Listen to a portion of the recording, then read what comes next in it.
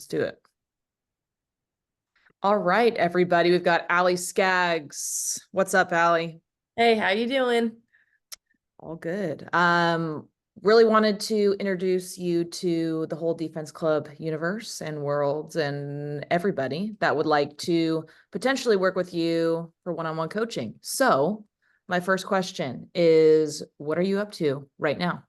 Yeah, so been a busy year, I would say. I just graduated from the University of Arizona, so I got my degree, which is great.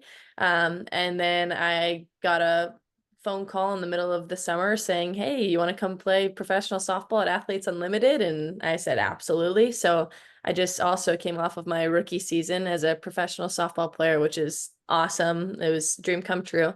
And so after that, I have kind of just been traveling a little bit. I was up in Minnesota with my boyfriend's family for a couple weeks and came back down to Tucson where my parents live and hung out with them for a week or so. And now I actually just moved into my new apartment up in Phoenix. So I'm trying to be a big girl, grew up and got out of college, and now it's time to kind of figure out what's next.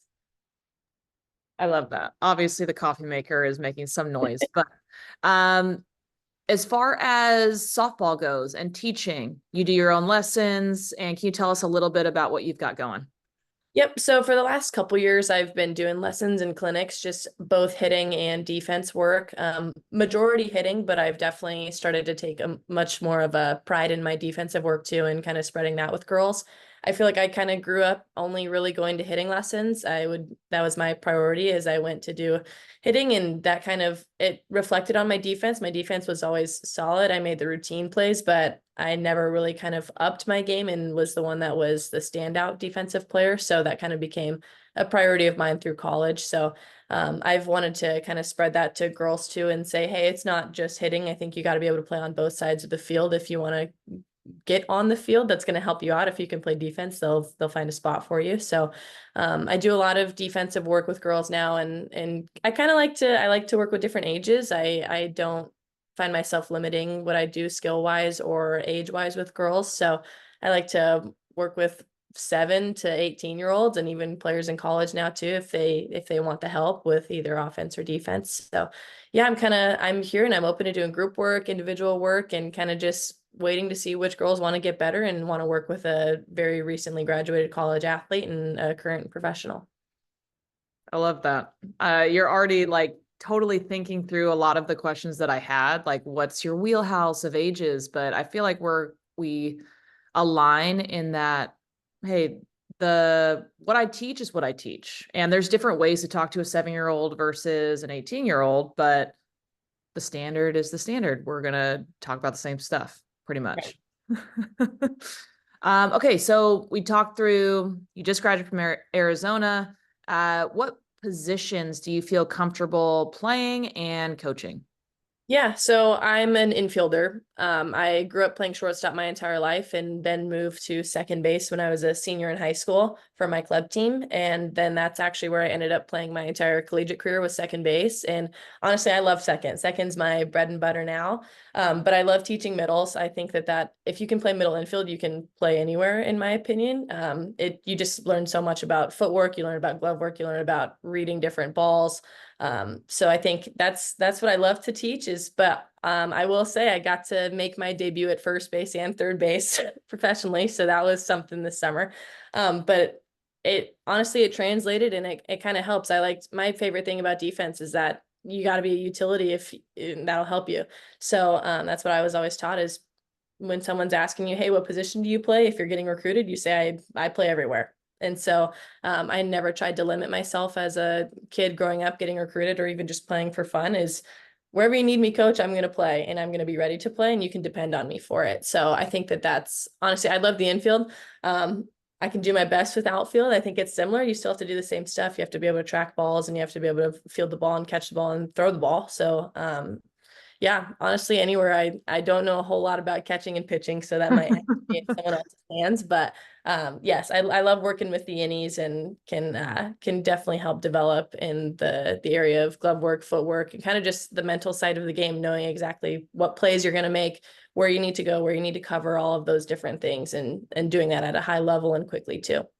Yeah, I love that. I think that second base is probably the hardest infield position to play. I mean, arguably, people go, "Oh, well, shortstop, you're going to put your best athlete at shortstop." And I don't know. I think we're in the same mindset of middles. Like if you can play middles, you can play anywhere, but second base for sure, you're cutting a lot, you're sprinting a lot, you have your head on a swivel a lot of the time just because first base is this way. And I don't know. That's just my opinion is second base, I think is the hardest. Oh, it absolutely is. I didn't realize that until I played it. I think I always, because being a shortstop growing up, I was like, yeah, I have to know so much, and I'm the one that leads the infield. And then I got to college and played second, and I was like, oh my gosh, there's so much more I have to be responsible for that you just don't think about the bunt coverages, the steal coverages with different batters based on speeds and stuff like that. And I was like, okay, I definitely have much more respect for the second basemen and all the work that they're. Yeah. So I think if parents or players are watching this video and you want to be a middle or versatile or you're shortstop and you want to add another position, I think it's always between, all right, am I a shortstop second base or am I a shortstop third base or am I just an everything utility? And I think I'm way more comfortable going, well, I love coaching the left side of the infield, shortstop, third base. But I think I'm just going to say this. If you're a middle, Allie is probably somebody really good to learn from. Let's see. Where are you from originally? What was travel ball like for you?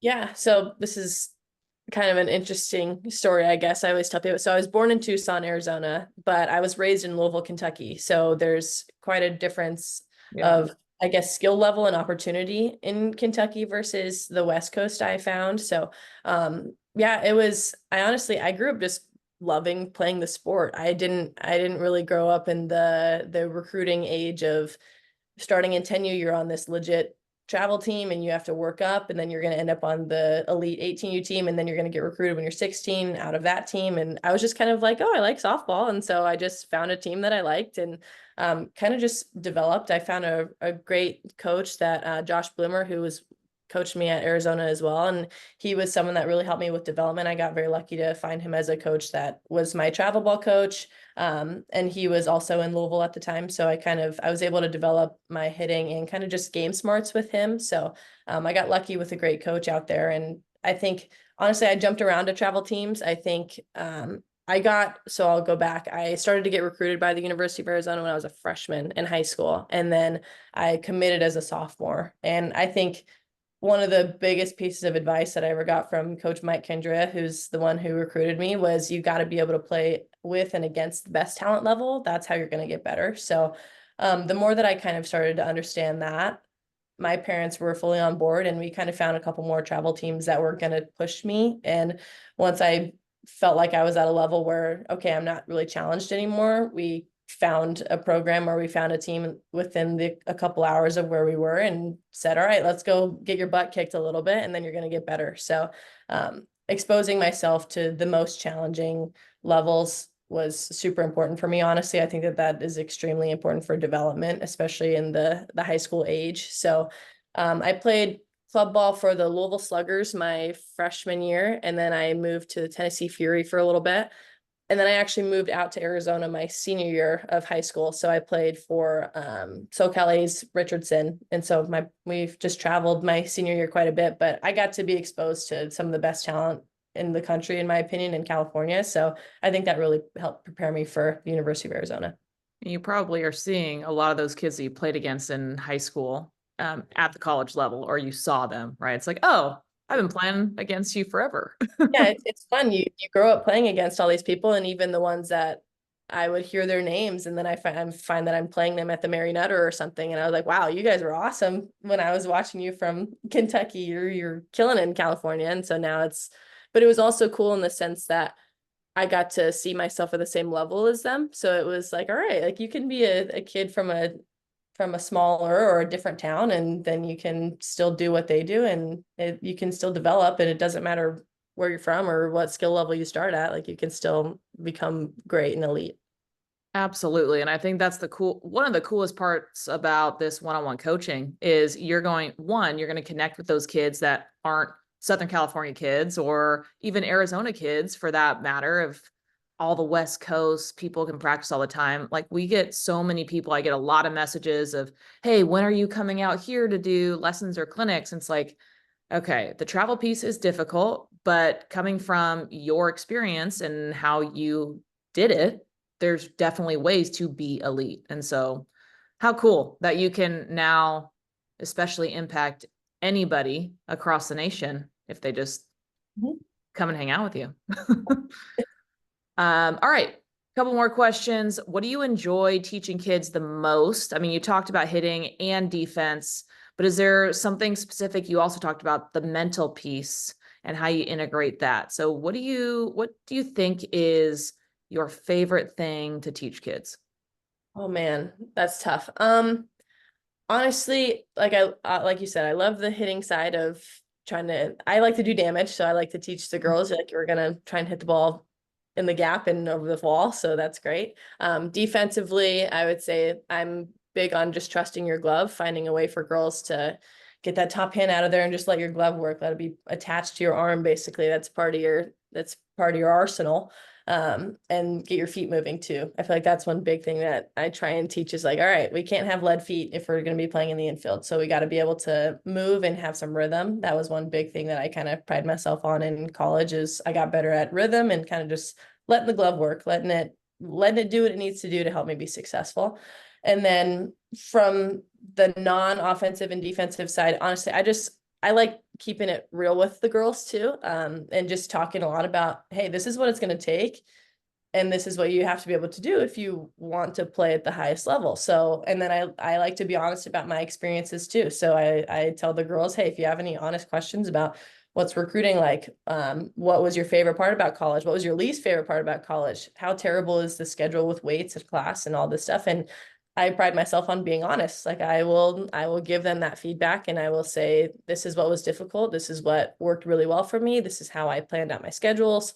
And just providing all of that type of feedback of I did it. I did my 4 years in college and now I'm playing professionally too. So I'll be able to gain some experience in that area and share it with them too. But just talking. I love talking to the girls and actually picking their brains. I genuinely care about what they're doing, where they're trying to go, because I was able to do it and I want to do whatever I can to help them do it now that my career in college is over. So yeah, I like to build relationships and communicate and kind of just make sure that I can be there for whatever real needs that the girls all need.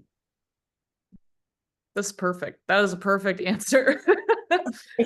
I'm like listening to you and just going, man, there's so many people that are going to love hearing that you're just there to answer their questions. Cause I mean, you've done a ton of lessons and clinics. And I think once you get to the end of any clinic, it's like, oh, do you have any questions for the coaching staff? And there's always like a ton of hands that shoot up and you hear the same things like, should I play multiple sports? Like what does it take to get there? What's a day in a life like? And these are things that I think so many kids are wondering, so many parents are wondering. And through like this one-on-one coaching, we've called it position specific, we've called it coaching.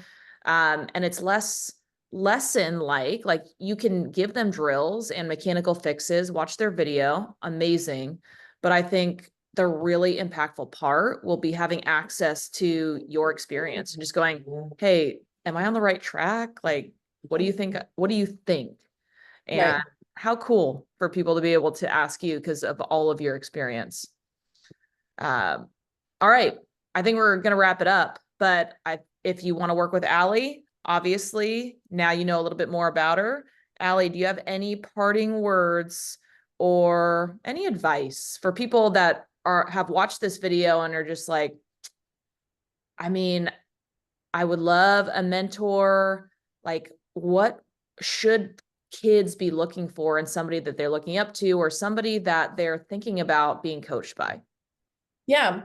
One, I would say find someone that you feel like you relate to or find an energy that you really like. I feel like I'm a huge people person. And so I feel like I can immediately judge within 10 seconds of hearing someone talk or seeing someone of knowing if I want to work with them or not, or knowing if I'm going to feel comfortable to have conversations with them. And so I feel like none of us are going to take it personal. You have to choose what's right for you. And so you find the person that you feel like, okay, I liked how they talked. I like I like their mannerisms. I liked what they feel like they're going to be able to share with me. And you kind of just go with your gut in that sense. So you find your person that you're like, all right, I'm comfortable with you, or I really like the energy that you're giving off. And um, I'm big on that. If I have a coach that I don't feel like I connect with, I struggle, and it makes me not as motivated to go in and do the work. And so that is going to hurt your opportunities as well. So find someone that's going to motivate you and encourage you to be on top of your stuff, and is ultimately going to help develop you too. So yeah, you go with your gut. You find someone that you say, hey, all right, I kind of connected with them a little bit listening to them talk. So then you go from there, and you kind of just you work out of that. I love it. All right, Allie, thank you so much for hanging out, and Yeah, thank you. talk to you soon. Excited about this. Woo. Okay.